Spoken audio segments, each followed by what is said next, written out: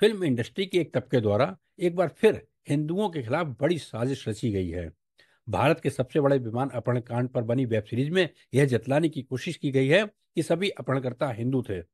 आपको याद दिला दें, सन 1999 में इंडियन एयरलाइंस का एक विमान हाईजैक करके कंधार ले जाया गया था और अपहरणकर्ताओं ने 186 विमान यात्रियों को मारने की धमकी देकर भारतीय जेलों में बंद आतंकी सरगना अजहर मसूद और उसके 35 साथियों की रिहाई की मांग की थी।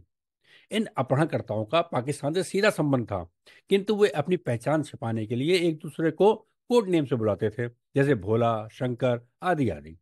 हालांकि बाद में जांच में सभी अपहरणकर्ताओं के असली नाम और उनका पाकिस्तानी कनेक्शन पता चल गया था। बावजूद इसके, अनुभव सिन्हा ने अपनी वेब सीरीज में इन अपहरणकर्ताओं को उनके कोड नेम भोला, शंकर आदि ही दिखाया है और उनके पाकिस्तानी कनेक्शन पर भी पर्दा डाले रखा है। इस तरह इस वेब सीरीज निर्माताओं ने दुनिया को यह जतलाने की कोशिश की है कि ये अपहरणकर्ता हिंदू थे और इनका जो पाकिस्तानी कनेक्शन था उस पर भी पर्दा डाले रखा गया है। लगभग एक माह पहले इस वेब सीरीज का ट्रेलर रिलीज किया गया था। तब आरएन शो ने इस पर एक वीडियो बनाया था, लेकिन तब ये पता नहीं चल सका था कि वेब सीरीज निर्माता तथ्यों के साथ कितनी बड़ी साजिश करने जा रहे हैं। बीजेपी के मीडिया सेल प्रभारी अमित मालवीय ने भी एक्स पर पोस्ट किया है कि अपहरण कांड के 25 साल बाद अब इस तरह के कंटेंट परोसकर आज की पीढ़ी को यह बताया जाएगा कि विमान का अपहरण करने वाले हिंदू थे। सूचना प्रसारण मंत्रालय ने नेटफ्लिक्स के भारत के कंटेंट हेड मोनिका शेरगिल को तलब किया, तो आज नेटफ्लिक्स ने फिल्म में एक डिस्क्लेमर जोड़ दिया। किंतु इस वेब सीरीज पर पाबंदी लगाने के लिए दिल्ली हाईकोर्ट में हिंदू सेना एक याचिका दाखिल कर चुका है। कांधार विमान अपहरण की कहानी का सार हम एक बार फिर आपके लिए यहाँ प्रस्तुत कर रहे हैं, जिससे असलियत क्या है वो आपके सामने आ सके। Good evening, this is your captain speaking. Delhi तक का सफर हम 1 घंटा और 55 मिनट में पूरा करेंगे, तो एंजॉय द फ्लाइट। काठमांडू से नई दिल्ली के लिए उड़ा विमान रास्ते में हाईजैक कर लिया जाता है। इस विमान में 176 यात्री और 15 क्रू मेंबर्स हैं। अपहरणकर्ता विमान को ऐसी जगह ले जाते हैं जहां तालिबान का राज चलता है। विमान यात्री 7 दिन तक बंधक बनाए रखे जाते हैं। यह घटना सन 1999 की है और इस साल इसके 25 वर्ष पूरे हो रहे हैं, तो इसकी कड़वी स्मृतियों को याद करने के लिए ओटीटी प्लेटफॉर्म नेटफ्लिक्स पर एक फिल्म की भी रिलीज की जा रही है। नाम है द कांधार हाईजैक। नमस्कार, मैं हूं राजेश एन अग्रवाल और आप देख रहे हैं दी आरएन शो। एयरपोर्ट पर चेक इन के समय आप अक्सर सोचते होंगे कि सुरक्षाकर्मी आपके साथ इतनी कड़ाई से क्यों पेश आ रहे हैं। क्या हम कोई आतंकवादी हैं? तो आपको बता दें, इसके पीछे वजह है ठीक 25 साल पहले की वह घटना जिसने भारत सरकार को घुटनों पर ला दिया था और हमें 3 ऐसे आतंकवादी जेलों से छोड़ने पड़े थे जिन्होंने बाद में हमारे देश पर बड़े आतंकी हमलों की साजिश रची।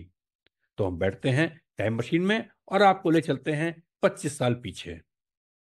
वो 24 दिसंबर 1999 की शाम 4:30 बजे का वक्त था। उस जमाने में काठमांडू एयरपोर्ट की सुरक्षा व्यवस्था किसी भारतीय बस अड्डे से भी बदतर थी। इसी एयरपोर्ट से इंडियन एयरलाइंस का विमान IC-814 उड़ान भरता है।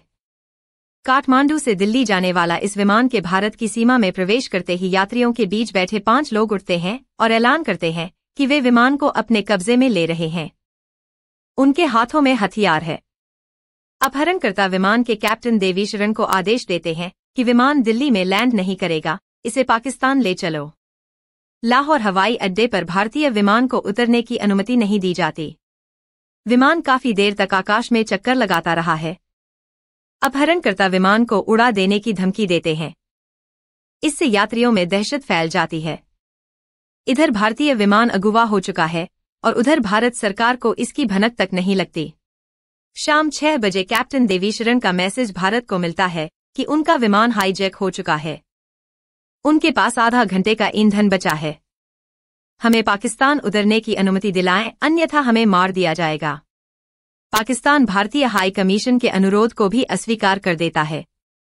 पायलट अपहरणकर्ताओं को बताता है कि विमान में ईंधन बहुत कम बचा है और अगर जल्दी ही इसे रिफिल नहीं कराया गया तो विमान क्रैश कर जाएगा।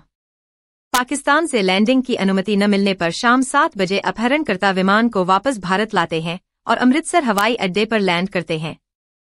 अब विमान भारतीय सीमा में है और बाजी इंडियन कमांडोज के हाथ में है कि वे विमान को अपहरणकर्ताओं के कब्जे से छुड़ा लें। उस समय देश के प्रधानमंत्री थे अटल बिहारी वाजपेयी और गृह मंत्री लाल कृष्ण आडवाणी। लेकिन विभिन्न एजेंसियों के बीच तालमेल की कमी और टाइम के मिसमैच के कारण समय से कमांडो एक्शन नहीं हो पाता। इस बीच अपहरणकर्ताओं को संदेह होता है कि कहीं कुछ गड़बड़ है और वे पिस्तौल की नोक पर पायलट को मजबूर कर देते हैं कि बिना ईंधन भरवाए वो विमान को टेक ऑफ करे। विमान फिर से पाकिस्तान ले जाया जाता है। विमान लाहौर में न उतरने पाए, इसके लिए पाकिस्तान सरकार वहां के हवाई अड्डे की सभी लाइट्स बुझा देती है। तब पायलट एयर ट्रैफिक कंट्रोलर को मैसेज भेजता है कि विमान में ईंधन बहुत कम बचा है और यह किसी आबादी के ऊपर गिर सकता है। इस पर पाकिस्तान सरकार विमान को लाहौर हवाई एयरपोर्ट पर उतरने देती है, किंतु सिर्फ ईंधन भरने के लिए।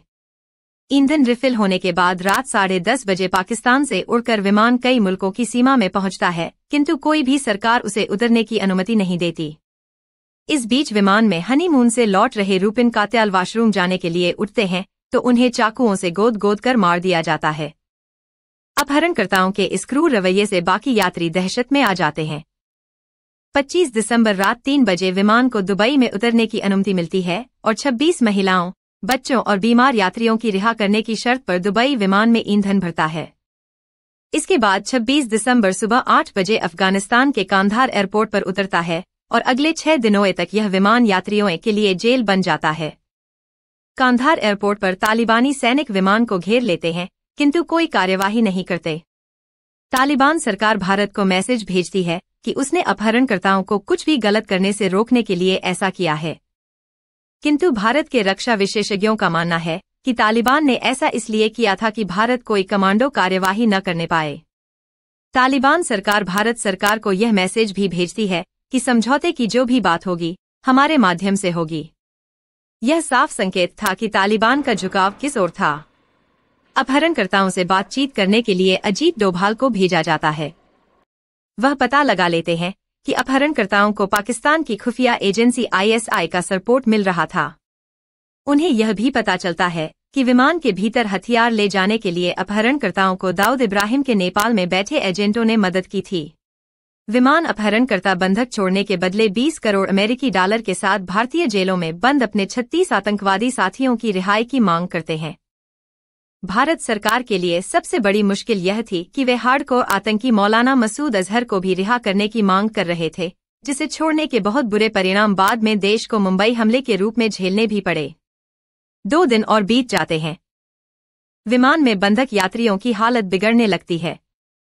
28 दिसंबर को दिल्ली में विदेश मंत्री जसवंत सिंह विमान अपहरण के अपडेट मीडिया को देने के लिए प्रेस कॉन्फ्रेंस बुलाते हैं।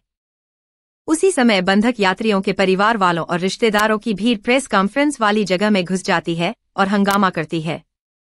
लोग मीडिया से कहते हैं कि जब केंद्रीय मंत्री मुफ्ती मोहम्मद सईद की बेटी रूबिया सईद का अपहरण हुआ था तब कई आतंकवादियों को रिहा कर दिया गया था, किंतु अब 200 लोगों की जान खतरे में है तो सरकार अपहरणकर्ताओं की मांग न मानने पर अड़ी हुई है।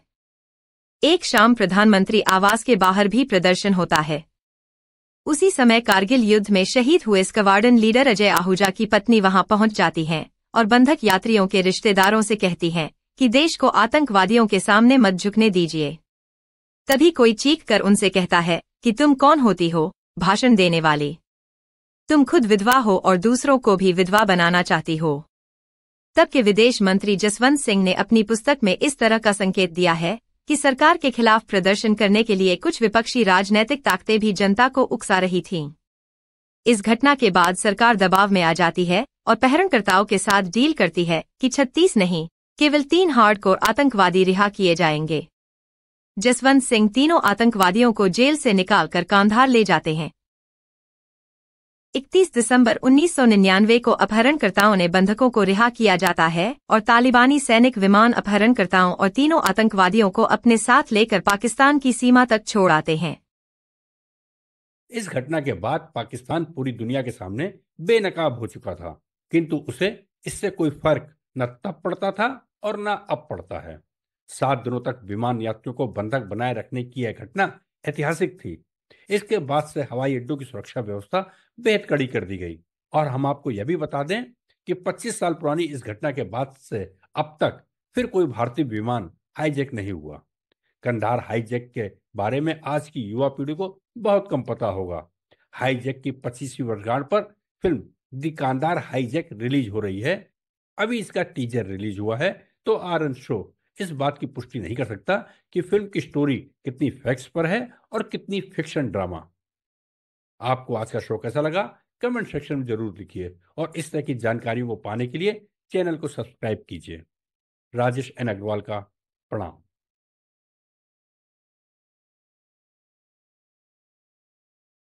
दी आर एन शो के नए एपिसोड देखने के लिए चैनल को सब्सक्राइब करें और बेल आइकन दबाना भी न भूलें।